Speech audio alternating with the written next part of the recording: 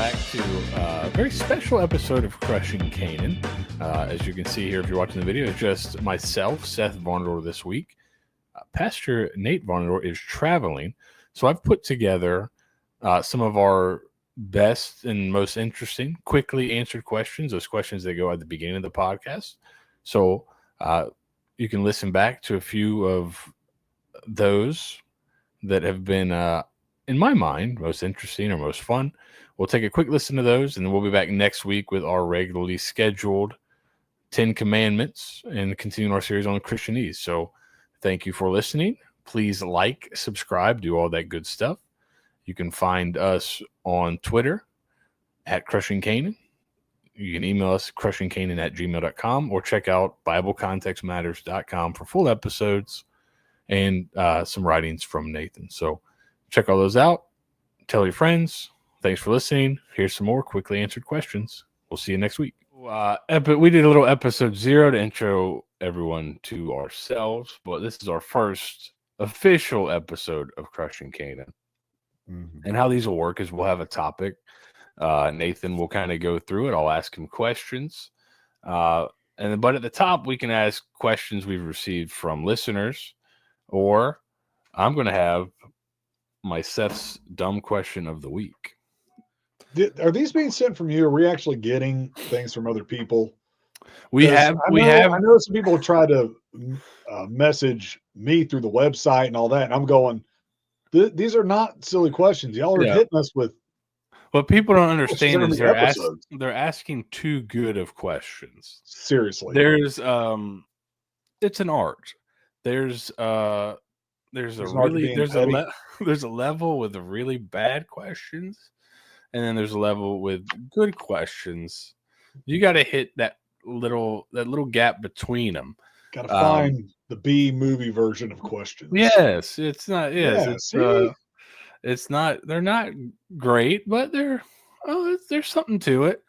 The questions we've been getting from everybody are all too good. So they need to loosen up a little bit here. Know what you're dealing with here. And you'll see what I mean here as I intro my question this week. So This is the first official Seth's dumb question of the week. And Nathan has not been briefed on this, so this is going to be a true from the heart answer here. My question: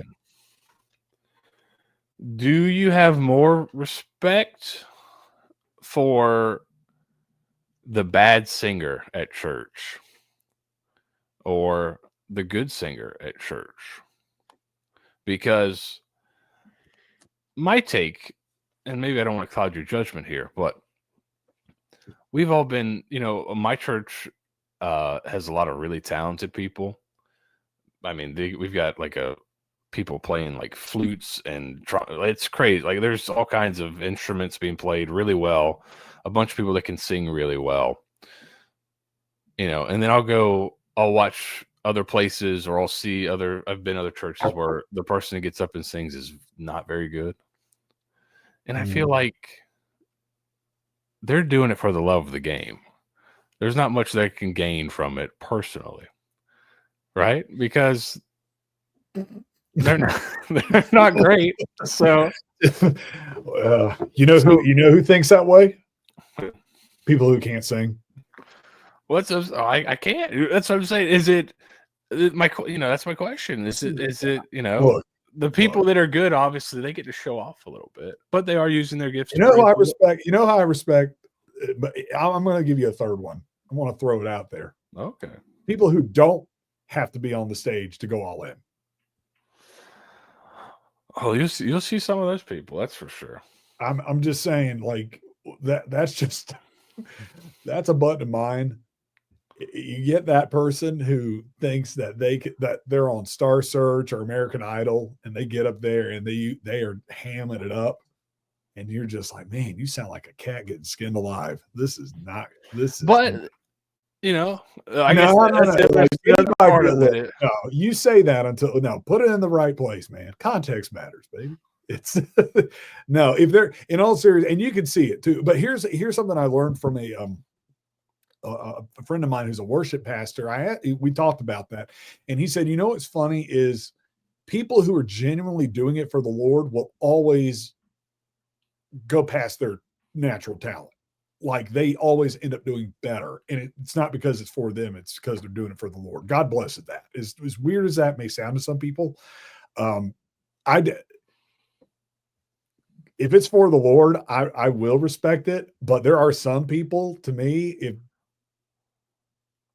so you think the good singer, they're getting a little bit out of it, right? Like there's I mean, they're formed for it for a reason, right? You know what I mean? Like God gave them that talent for a reason, right? That's how you have to view it. You know, I tell people all the time, if I'm up there singing, something bad has happened in the church. If I'm up there doing that, something bad has happened. All right. So now that question is out of the way, let's move on to our actual topic for what? I mean, how do I kind of feel like this is already beginning to go down the rabbit trail. Someone right now is listening to that. Someone right now is listening to that going, well, you know, it's a question I've always had. You know, I hear, I mean, yeah, really? I see a good singer and I'm like, wow, that's great. You know, and then I'm like, you know, they're using their talents to praise the Lord. That's awesome. And then part of me thinks, well, you know what? Like the guy that's a really bad singer, he's praising the Lord as well, but there's nobody's like, man, that guy's great. They're like, okay, you're cool. Like it's just, I don't know. Look, I always felt like the bad singer, maybe the bad singer. I've been to small churches where they really are doing it for the Lord. Someone's got to do it, and they're doing the best they can. And that's what I'm talking about. So much. I respect it. But like I will say this. It's not as fun to listen to, but you get yeah. One of the things with my current worship leader, he and I talk about this is, you know, you got to be very careful because you'll get somebody who walks in the door and they're adamant. And it's like, no, you just want to be on stage because you want an audience. Like it's all about the heart condition. And what's funny is some folks who have a great natural talent will end up sounding like a howler monkey with a microphone because they're up there trying to perform, rather than someone who maybe they have marginal talent, but they're going up there, they're doing it for the Lord, and they're not trying to ham it up, and they always overperform. People are just like, like, oh my gosh, I didn't know they could do that. Like, so I kind of go very spiritual with that. Like God will bless the heart of the condition. No. Doesn't always, you know, happen, but you know. That's just, you know, I've always had that. That's a fun one. I don't think that's a stupid question. I think it's a valid one. That's a peek behind the curtain. It's just, you know, everyone's, you know, I respect the guy that gets up that's not very good, but he's just doing it for the love of the game, you know? I respect that. So, all right. So now the stupid question of the week is out of the way. Now I'm going to eyeball people. A nice little icebreaker. Somebody's listening to this for the first time and is like, what is going on? But question of the week. When I'm listening to sermons, you'll often hear an anecdote that just somehow perfectly fits what is being talked about for that week. How many of those are absolutely made up? Or is there a spot where you can find these stories? Because it's just like, man, you know, the other day, last week, you know, our pastor a couple weeks ago, really good sermon. And at the end, he's like, you know, last week there was a car accident in Arizona. It was this kind of car. And it's tied in perfectly with the theme of the message, with the fallout from this car accident. And I was like, is there like a repository for all these stories that you can go like look, or are these being made up, or is it really just there are some inspiration? So when I was taking my homiletics class, they always talked about, you know, you got to go use the resources that are available to you to connect the people to the passage. And so, I mean, look, humanity is a dumpster fire. So it's easy to find crazy stories. And I know there's a lot of different resources out there, books written by other pastors who kind of, hey, you know, this is available to you. But man, I'm not kidding when I say anything that makes a personal connection, sometimes it's on the news, sometimes it's just human interaction. I've gone through sermon series where something would happen that week because I know what the point of the passage would be. I know what I'm supposed to teach, and something would happen that week that would reiterate a point that I needed to make. And on the drive to church this Sunday, because my car was in the shop, so the four of us had to ride together, and it's against my wife's home religion to arrive early anywhere, and she's indoctrinated that to our children. So I'm losing my mind trying to get to church at a reasonable time, which I'm a big proponent of being early.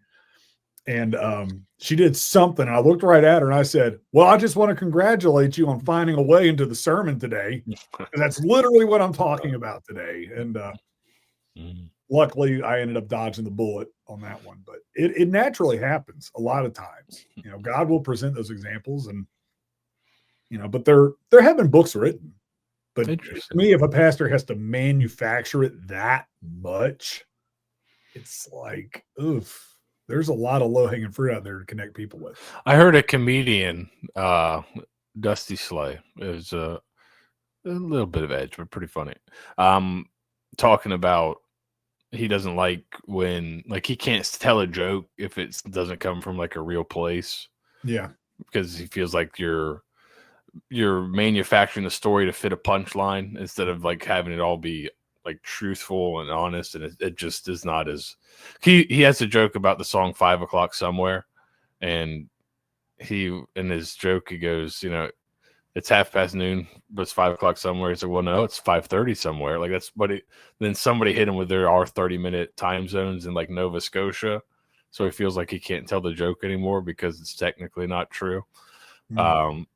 So I heard that. I heard him talking about that last week. I saw a clip somewhere. And so that's what I was saying. Is it the same way where it's kind of like you want to make sure you're not making up stories, but it's just kind of you find these things here once in a while. But I will say it's a generational thing. I know a lot of older pastors who create certain scenarios to hammer a point home.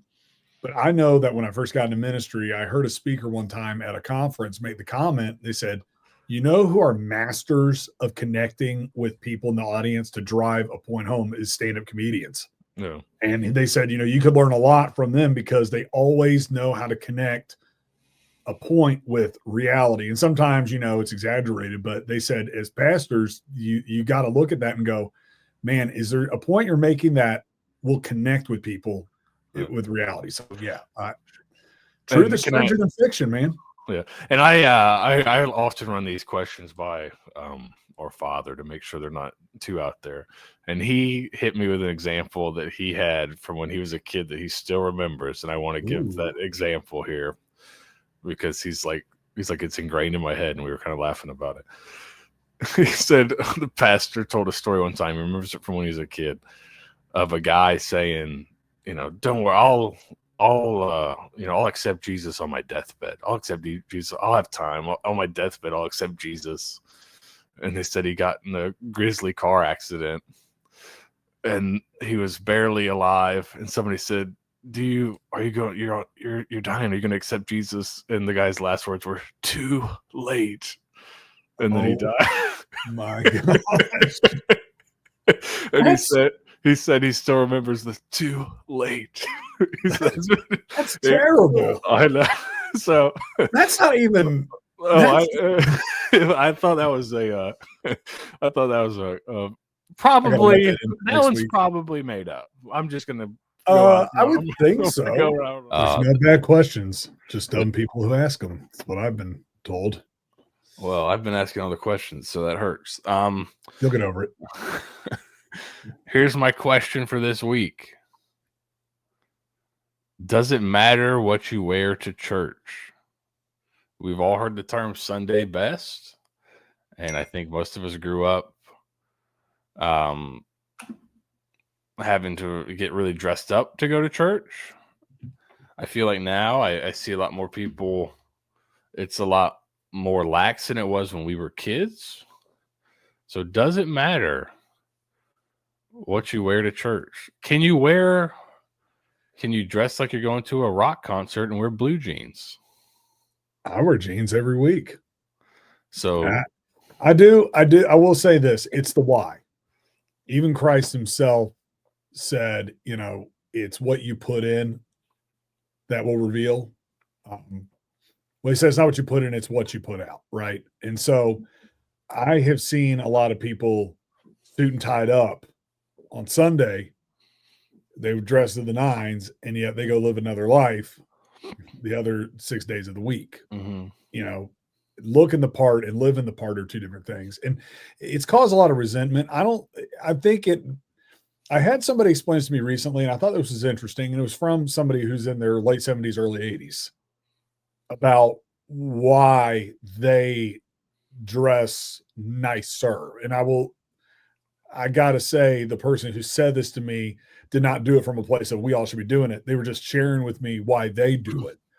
Because the way they were raised was it was part of your preparation to present yourself to the Lord, is how he explained it to me.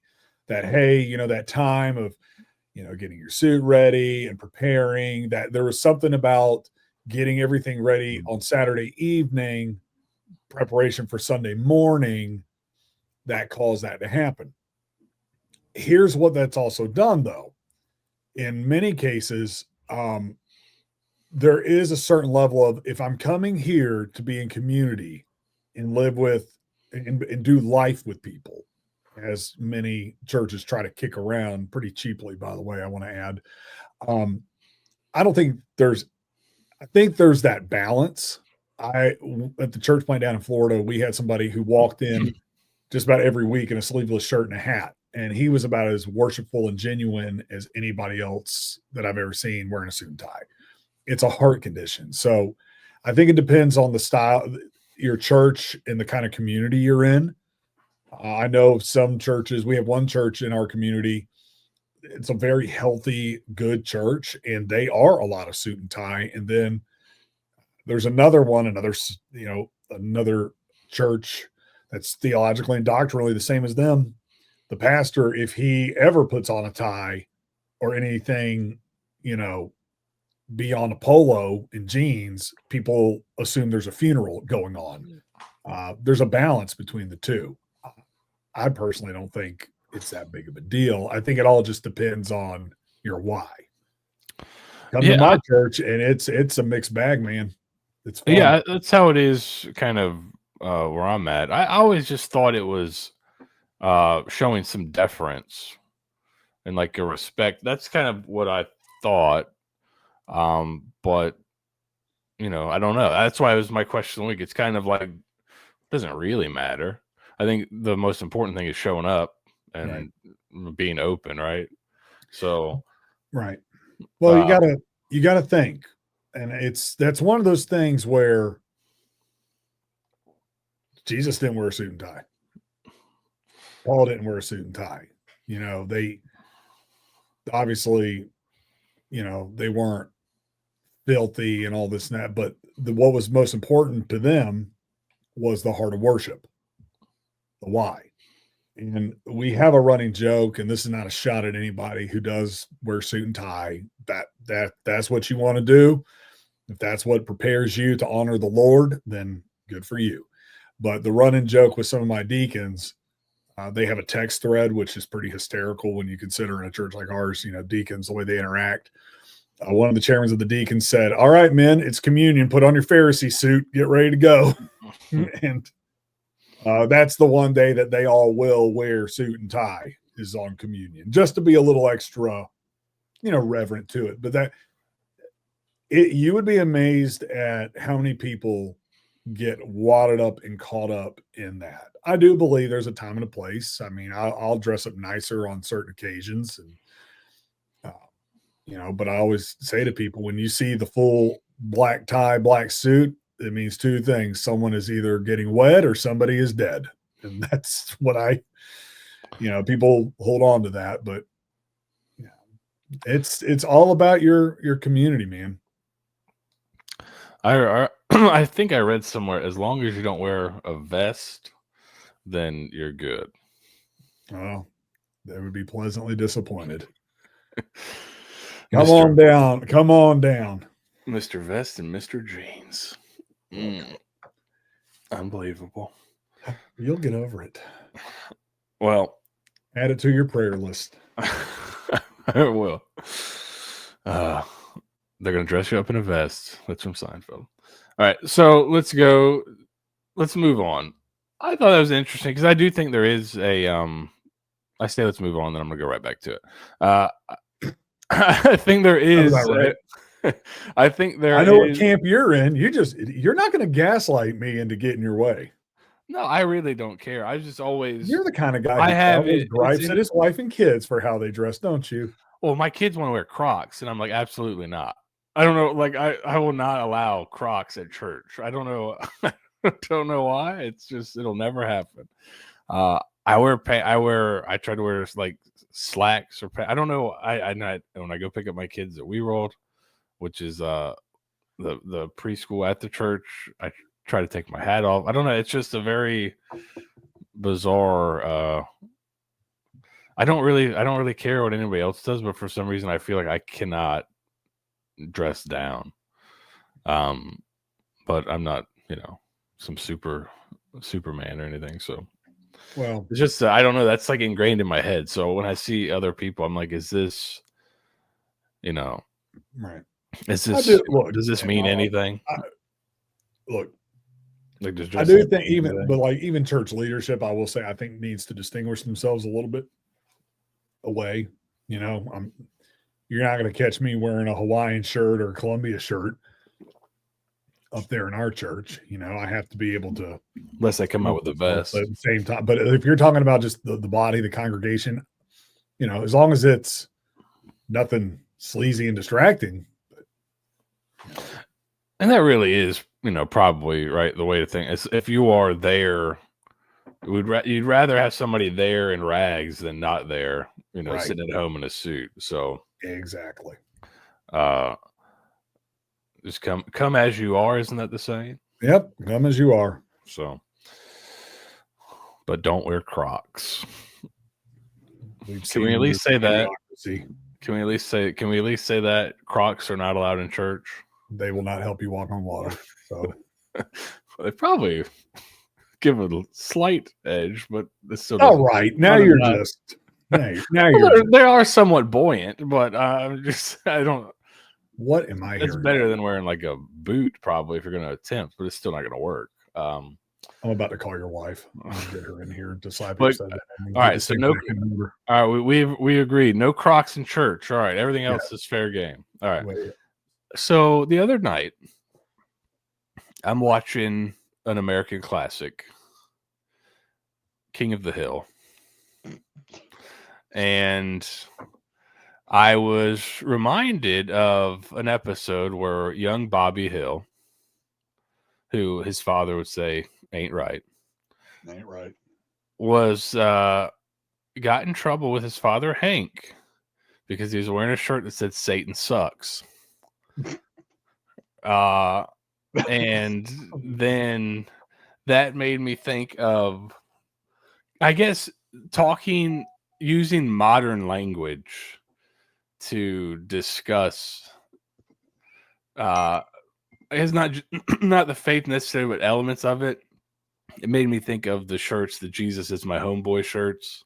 Yes. And that type of thing. What are your thoughts on those type of things? Because the youth pastor at the time told Hank Hill that, well, Satan does suck, but Hank Hill wasn't having it. So what are your thoughts on kind of using modern language like this, especially kind of the Jesus is Please start sending in questions. He's reaching from King of the Hill, which is an American classic. It's coming back this year. Just to let you know. We'll see. Wow. Bobby's a chef. This is what we're dealing with. Bobby will be a chef, apparently. And he looks as long as it doesn't like Josh Heupel. Oh, and if you know who Josh Heupel is, awesome. If you don't, look him up. Worth your time. And put him in a chef's hat. And Seriously. it's the Bobby Hill leak.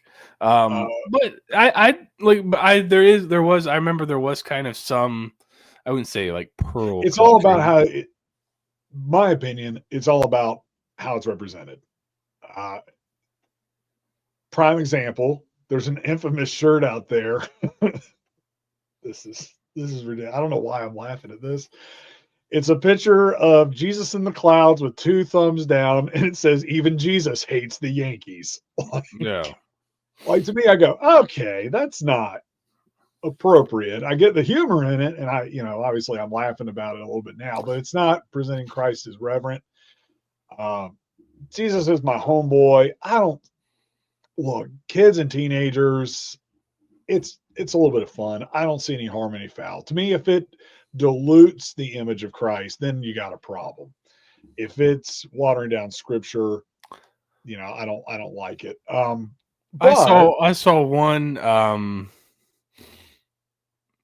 but it you know, doesn't. My question is it going to strengthen or ruin your witness? You yeah. know, What about it's Jesus saves and he's playing goalie? you're trying to trap me again. If it's, I've seen it in two settings. I've seen it in a setting to where somebody will actually wear something like that to a sporting event, and they're doing it in an antagonistic tone, Yeah. But then you also see the awkward 13 to 16-year-old wearing it to youth group about, you know what I mean, about with their friends and just, It's like the faith-based version of a big dog t-shirt. kind of, yeah. Yeah, wow, we're bringing up King of the Hill, big dog. Dang, tell me you're a millennial without telling me you're a millennial. Wow. I, it's all about the why. I'm not going to, somebody walks into church and they're wearing that on a Wednesday night. I'm not going to like hunt them down and say, hey, you need to, I'm not going to police that, especially if I know them. Now, you do have people out there who are antagonistic in their intention, and that's not good. But again, I know plenty of people, grown folks, who when they come to church or and they have something like that on, I don't care. Because I have seen like I was like, that's cool looking, but I was like, I don't know how to feel about it. It's a famous boxing photo of when he was still Cassius Clay. It was like early in his career, Muhammad Ali standing over somebody after he knocks him out. And so I've seen that where it's Jesus in the same pose standing over like a representation of the devil. Yeah. And I was like, that's interesting. But I was like, I don't know how I don't know. It's like I guess that's my question. Is it just kind of one of those like, all right, you kind of know it when you see it, like, okay, this is fun, but this is like, all right, this is too much now. Yeah, I think that you leave that discretion. There's like a fine line. Yeah, I'm not harping on that at all. Especially if it's, again, who's wearing it? Finally, so answer this last question and move on. Was Hank Hill two-parter? Was Hank Hill right? Look, the older I get, and I have teenagers, the more I understand Hank Hill. Like that's the part that's hard. I don't really have a strong view one way or the other on it. Again, it's all about. Now, I will say this: my kids aren't going to wear a shirt that says "Satan sucks" or "The devil sucks," but I'm not going to let my kids wear a shirt anything that says something sucks. That's me as a parent. So then he was correct. So this is one I just want to get your opinion on this. There seems to be in the last, I don't know, probably this year, 2025, possibly, maybe a little bit before, but there seems to be a resurgence of Christianity in popular culture. Mm-hmm.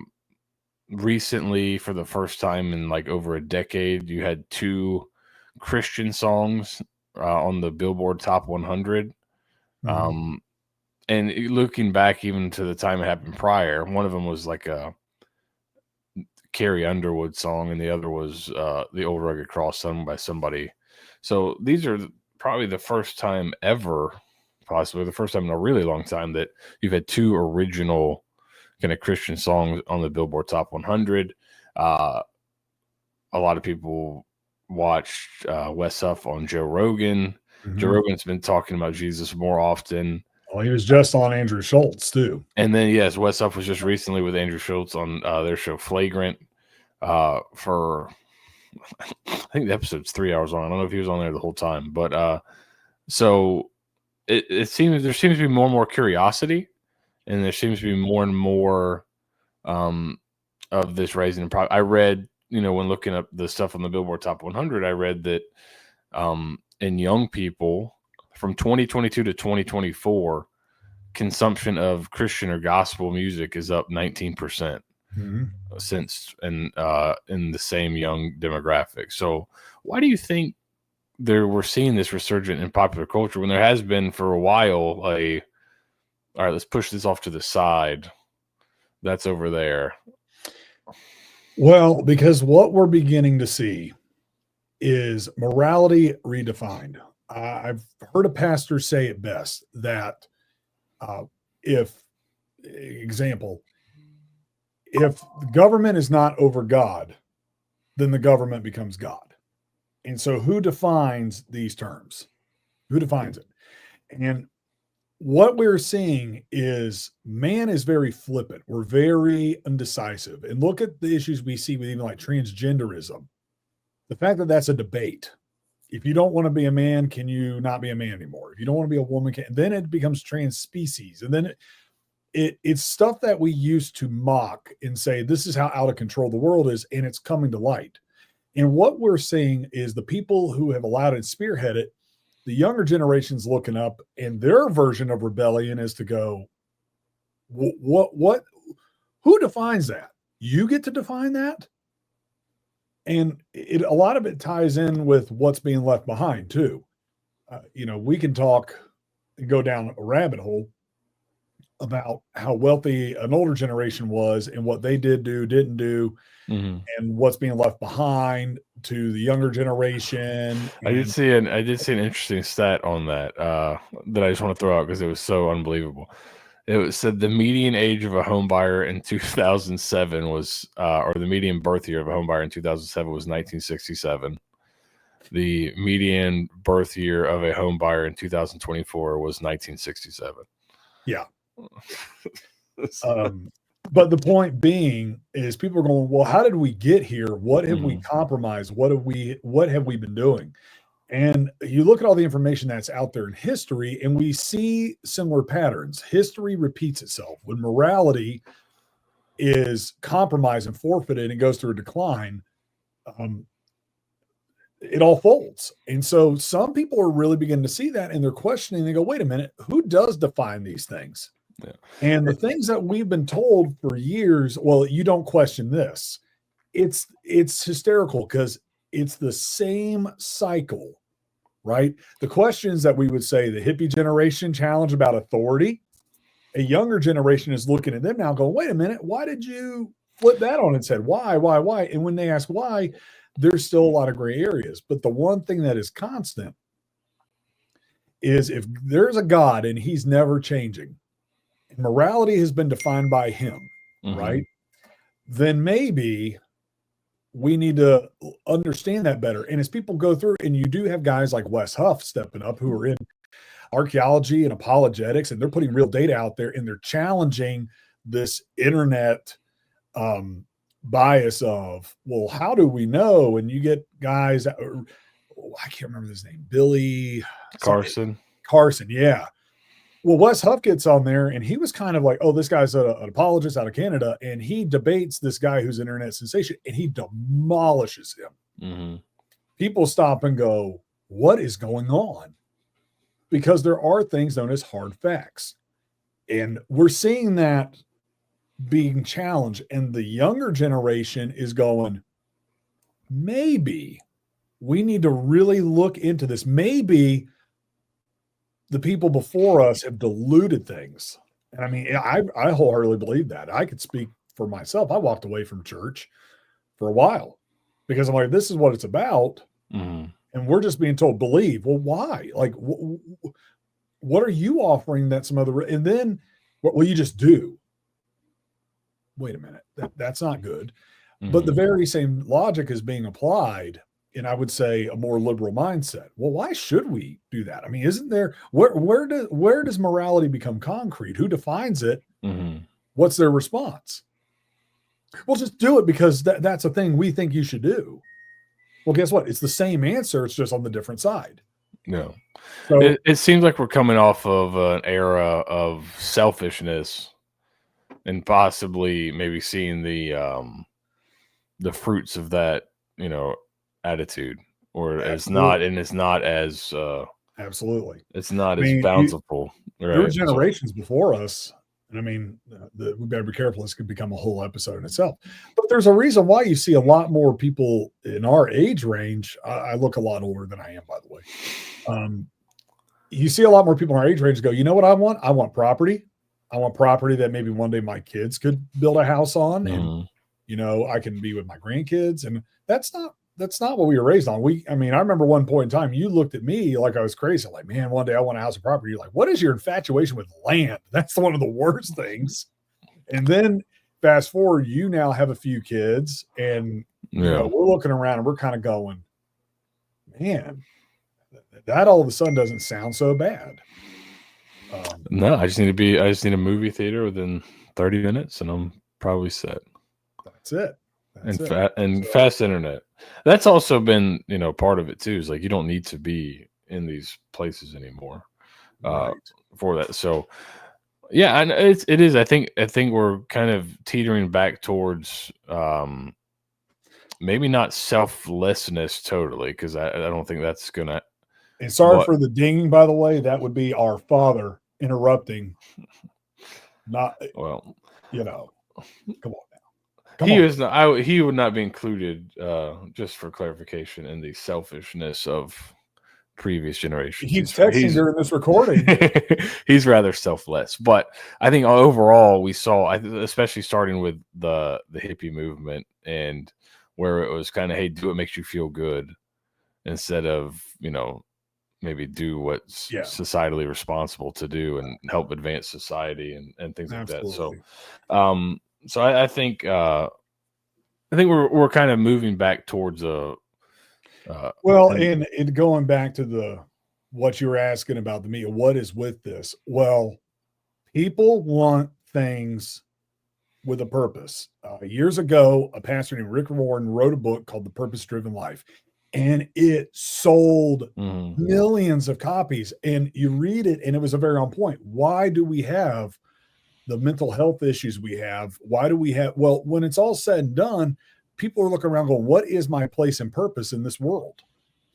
And when you look at how the world defines what our purpose is, if you don't have all the best things, if you don't have prominence, if you don't provide something to the world that the world shines back and you says, see, you're popular and accepted by everybody, the world throws you away and your life is deemed useless. mhm, Where God has defined that in his eyes, he uniquely formed us for a purpose, for his glory, and that every life that comes into existence was ordained by him and for a kingdom purpose, which is one of the reasons why we are very Orthodox Christianity is very pro-life, because we believe that that life should be able to grow up and fulfill what God has designed them for, mhm. so on and so forth. And so people are beginning to jump on that. Um, and it's a very, very interesting movement to see. And some people think it's a political thing, but it's not always the case. Yeah, it'll be interesting to see if this is like a new resurgence, or if this is just a blip on the radar, or if it's just a, hey, this is you know, I do I don't I sometimes I fear at times that it's people realize, oh, the Christian market is really, you can South sell Park to did an episode on that. you can sell to the Christian market. So like, South Park did an episode on it. is it pandering? Is it pandering, or is it true curiosity and interest? Which I think we'll see. Time will bear that out. But for now, it is kind of cool to see this kind of being Christianity in pop culture in a really positive light. Typically, it's the bad guy in a movie, or somebody trying to get you to stop, dancing or whatever. Yeah. So, which is, I think a just cause. Nobody needs to dance. So, let's move on. I did want to begin today. So we talked last week a little bit at the beginning about Christianity in pop culture, and how there seems to be somewhat of a resurgence. Yep. So I went back and listened after we talked about that to Wes Huff and his appearance on the show Flagrant, which is not a PG podcast, I would say. Some of our I don't think many of neither's Rogan. So I mean, yeah. So there's a few, but this is a little bit more let's say crass. They don't not it's comedians, so they're not really, nothing's really off limits. Yeah, there's nothing's too reverent, right? So but it was an interesting conversation because there was kind of a cavalcade of different people there. Some that were, didn't seem super interested at all. Some that seemed interested. Some that were Christian. But I think one thing that seemed to get caught up, and this is on my mind this week as well, just for personal reasons. But I think there's a common misconception that baptism equals salvation. Yep. That it's like the last check mark. That once you're baptized, you're going to heaven no matter what. No, there's some that believe that. So I wanted you to just kind of talk about that quickly here at the beginning. So I'm gonna give a real quick. That's a whole other episode in itself. Just putting that out there. There are some that believe that you're not saved till you're baptized, and then you have other camps who say no, baptism is a sign of salvation. The little saying that you'll get is it's an outward side of the inward change. That's what you hear a lot. Our church calls it going public. Yep, going public. Yeah. Some will say unashamed. You get it's similar to communion. That's another hot button issue amongst churches. Well, if it says profess, be baptized, is that required for salvation? Well, it's very touchy in various camps. You get some that believe in two baptisms, that you're not really saved until you have two baptisms, baptism of the Spirit, baptism of immersion. You get some who say that the physical public act doesn't save you, but it does. It's you denying self and showing the world that you are unashamed. You're going public, as your church would say, in the gospel, that you've been saved by Christ and your life is now going to be reflective of that. And so it becomes an accountability act as well.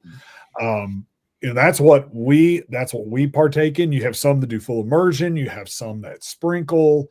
You have some who believe in you baptize your children. The Catholic Church, some Presbyterians and Methodists, they believe that you baptize your children as they are saved, entered into the covenant of the family.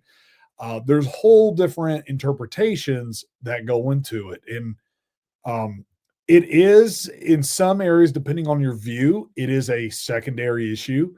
You do have some who, like, for example, that would adhere to the two baptisms for salvation. That's an issue that, those of us who would say, no, that's not that. Separation from that. It is a hotly debated topic. And many of them have their valid points to it. But I think what it ultimately comes down to is, does baptism go to the believer, or does that go into the believer and his family as well? And there's good arguments on both sides. It's credo baptism and pedo baptism. That's a whole different thing. That's not a quickly answered question. No. But my belief personally is the act of baptism is an outward side of obedience, but it's not necessary for salvation. It is an indicator of salvation. That is my personal belief on that. Yeah, that's kind of my thought as well. It just seemed the So as we're talking through kind of Christianity, you Mhm. know, these guys, you know, that I don't think had dealt a lot with it and talked with many like true Christians, it seemed like they were really wrestling with the thought that I could do whatever I want and then get baptized and then I'm good and I can Yeah. do whatever I want after I get baptized. So what I is kind of and they Yeah. didn't really make the case that and it's hard, you know, you're on those shows for 4 hours, so it's like, you know, you're not gonna nail every single thing, but to me the case is I've always heard you use the term a heart change. Like Yeah. there should be this to me, and I do like the phrase go in public. This is you saying, hey, this is what I believe, and now judge me by these standards now, basically. Yes. I should be living up to these standards. And if I'm not, then am I really Right. changed? Am I really, you know, a believer? If I'm not, if my life looks the same exact as it did before, then so what? Then what is it? The term you're looking for is regenerative heart, a heart that's been reawakened, a heart that's gone from death to life. If you're the same person today that you were before you claim faith, you're missing the point. So, like I said, we can go. And I think that turns a lot of non-Christians off absolutely. when you discuss it, when they think, oh, I can just be a bad person, and if I Mhm. just say, you know what, I believe I'm getting baptized, and then if some people kind of agree that, well, baptism is it, then you could just continue to be a bad person. Well, look, And I think it's best for us on this topic. We'll have to jump into that a different one. But okay, here's what. This does tie into where we're headed for today. Ultimately, when you do that, you're saying, I'm giving my life to God and I want him to change me. I need him to fix me. And you are no longer putting yourself at the center of your salvation. A lot of people, when I've done a couple of funerals and it breaks my heart. They've never set foot in a church. They've never had anything different. They look like everybody else in the world. And but one of the things that they were baptized when they were 6, 7 years old, so they're good. yeah, And you do realize it's more than just you putting yourself in the center of your salvation and it being an act. So when you say, I did a thing and I did good by the world standard, you're missing the point. So it does tie into where we're headed today, talking about the 10 Commandments and the law.